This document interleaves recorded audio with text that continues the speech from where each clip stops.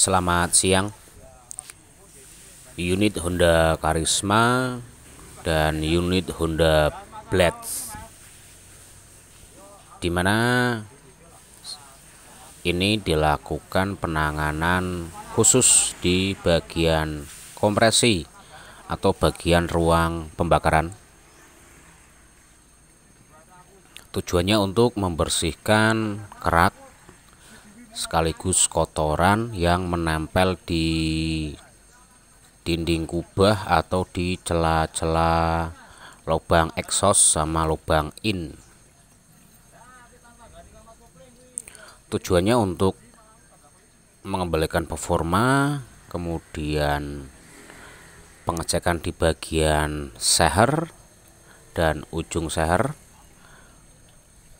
Unit Karisma ini nantinya akan dicek di bagian seal klep, kemudian kompresi klep, serta batang klep dan bos klep. Untuk sehernya masih bagus, hanya ada endapan oli di bagian depan yang disebabkan oleh seal klep yang sudah aus. Oke, tetap saksikan, semoga bermanfaat. Ini untuk Honda Karisma. Di bagian kubah khususnya klep ada endapan kerak, sisa dari pembakaran, dimana oli itu masuk ke bagian ruang pembakaran sehingga tidak bisa terbakar secara sempurna, yang menyebabkan kerak itu semakin mengumpul atau menempel secara terus-menerus, kemudian keras. Ini kalau di cleaner saja tidak akan bersih, harus dilakukan pembersihan secara manual. Kemudian untuk Honda Blade, kasusnya juga sama, namun ini untuk bagian sehernya mengalami kerusakan atau baret. Kemudian untuk bagian kop atau di bagian kubahnya khususnya klep sama mengalami residu atau pengumpulan kerak yang sangat tebal. Ini kalau dilakukan cleaner karbu sama saja hasilnya tidak akan bersih, dan kita tidak tahu apakah klep itu mengalami kebocoran atau seal klep itu juga aus. Intinya tetap dilakukan secara manual. Ini liner Honda Blade, bagian linernya sudah mengalami baret atau luka, sehingga ini wajib dilakukan kolter ulang atau naik over size, ganti seher 1 set, kemudian kolter. Terus di bagian punggung seher Honda Blade ini mengalami baret atau luka. Ini indikasi pernah kekurangan oli atau pernah kehabisan oli. Ada baret di bagian punggung atas dan punggung bawah. Ini proses penanganan di tempat kami dilakukan secara manual, sekaligus pengecekan di bagian kompresi. Karena yang pertama udah ini berasa putih, kemudian tenaganya tidak ada, tidak bertenaga. Kemudian untuk di bagian kubah Honda Blade kurang lebih seperti ini penampakannya, residu atau endapan oli dari sisa pembakaran. Sama di bagian ujung pistonnya juga kotor. Kemudian ini tahap proses membersihkan di bagian kop secara manual. Kalau pakai cleaner karbu hasilnya tidak akan bisa bersih. Kurang lebih seperti ini secara manual.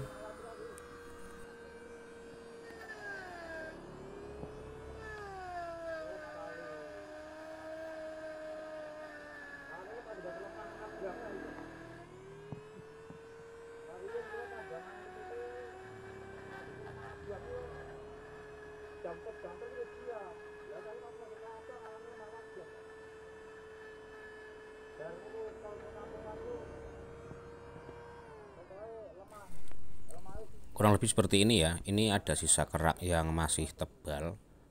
Ini saja secara manual agak susah untuk membersihkan, apalagi menggunakan cleaner karbu.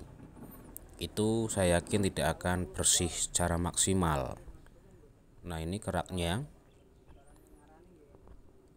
Untuk bagian pembersihan bisa menggunakan bekas kabel atau olor kabel, bisa dari kabel gas atau kabel kopling.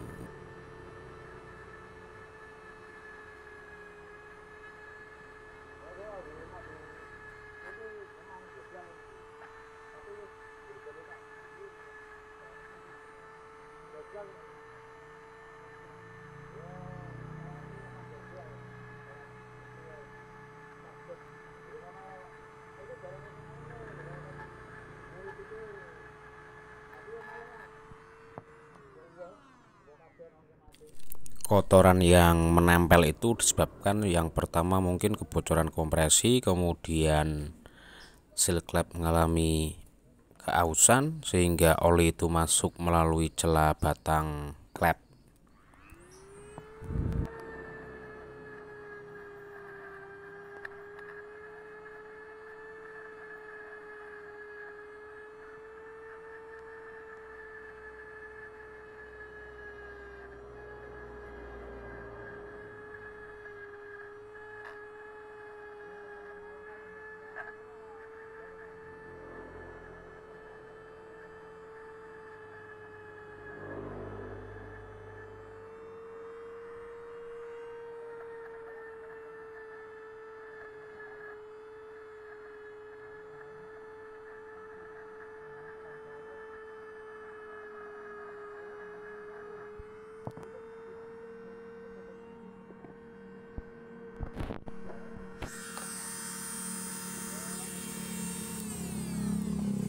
Kurang lebih hasilnya seperti ini, dan ini yang masih kotor.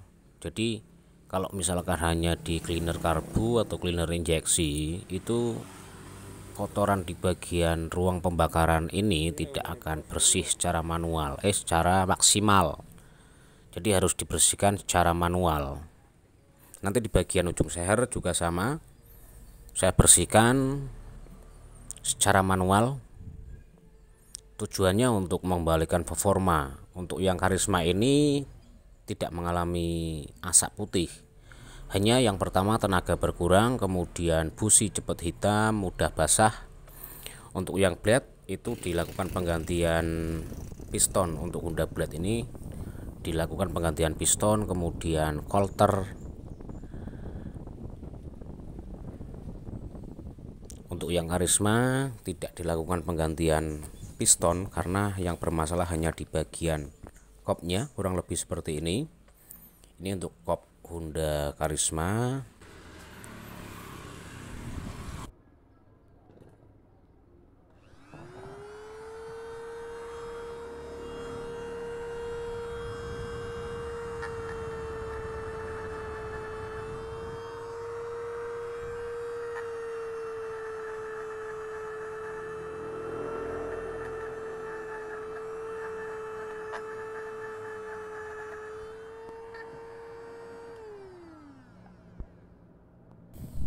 Jadi kurang lebih seperti ini ya. Ini saya pakai manual.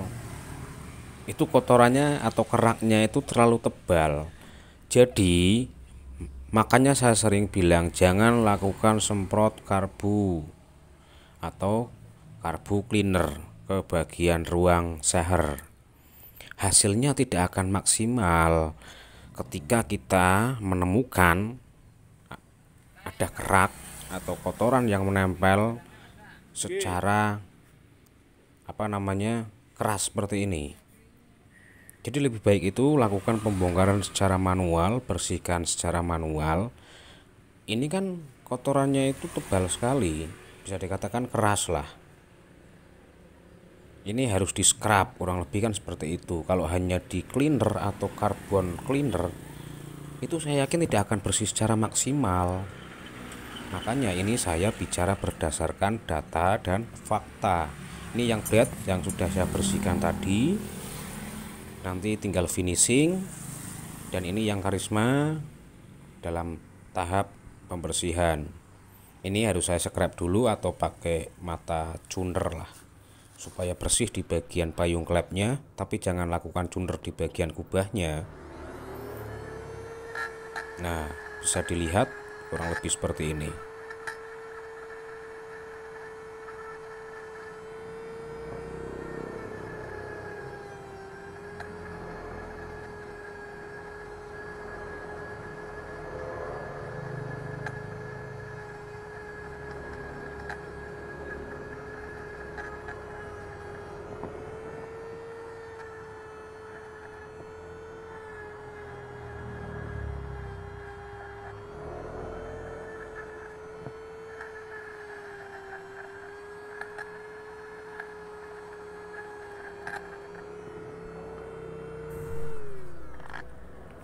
Ini untuk di bagian klep X-nya ini ada kerak dari hasil sisa pembakaran oli yang masuk ke bagian ruang pembakaran, yang disebabkan karena seal klep bocor, kemudian ring seher mengalami kebocoran, tapi ini lebih ke bagian seal klep yang mengalami kebocoran.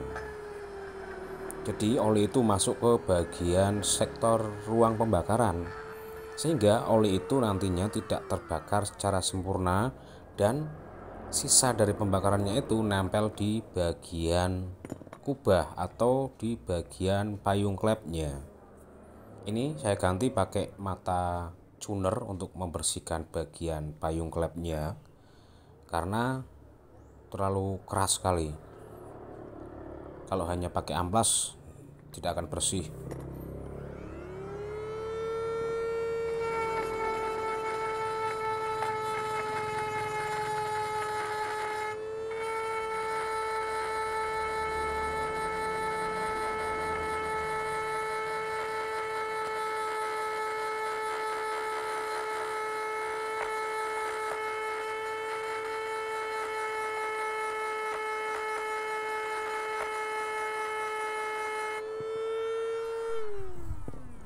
Ini setelah saya pakai mata tuner, nah ini nanti tinggal diamplas, dihaluskan, sudah tidak ada kerak atau residu atau sisa karbon lah dari hasil pembakaran ya.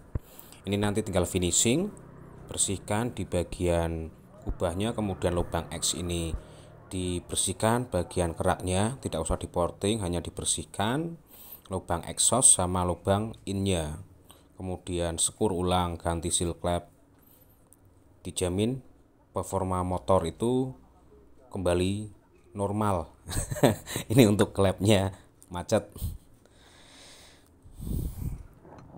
Ya hanya ini saran saya, makanya saya bilang jangan lakukan penyemprotan cleaner injeksi atau cleaner karbu lah melalui lubang throttle body atau lubang karburator. Ini untuk yang Honda Blade ya, di bagian klepnya. Nah, ini indikasi bahwa seal klep itu mengalami kebocoran, kemudian ring seher mengalami kebocoran, sehingga oli masuk ke bagian permukaan daripada kubah atau ruang kompresi. Ini kalau hanya disemprot cleaner karbu, hasil tidak akan maksimal. Justru sisa dari cleaner karbu itu justru akan mengendap, menambah debit kotoran di bagian sektor ruang pembakaran. Nanti akan saya perlihatkan ketika lubang in itu saya semprot cleaner karbu, kemudian saya buka, pasti kotorannya keluar.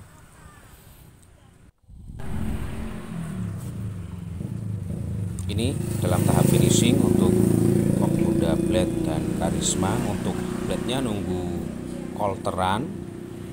Ini akan saya tahap perakitan dulu nanti di Honda Karismanya, menyelesaikan di Honda Karisma dulu.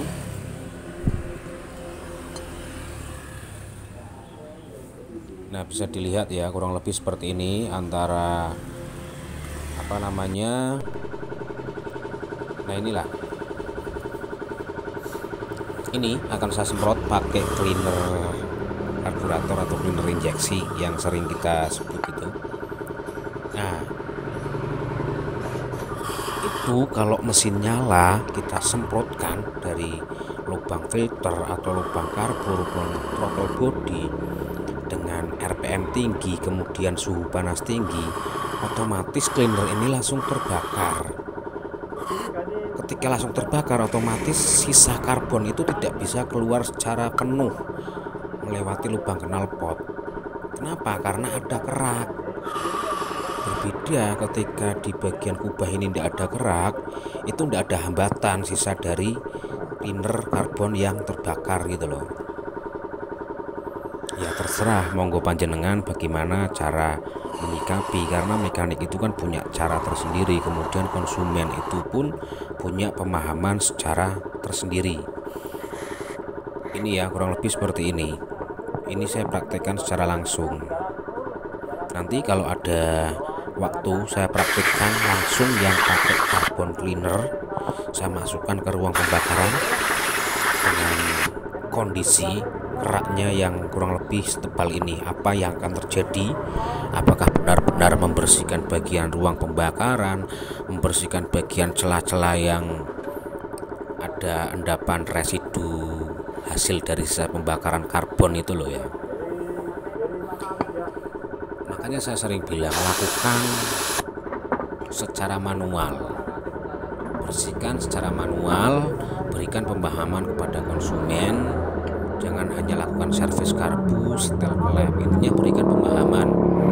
Tujuannya supaya konsumen itu nyaman makainya, kemudian tidak bolak-balik ke bengkel karena motornya trouble, kurang lebih kan seperti itu.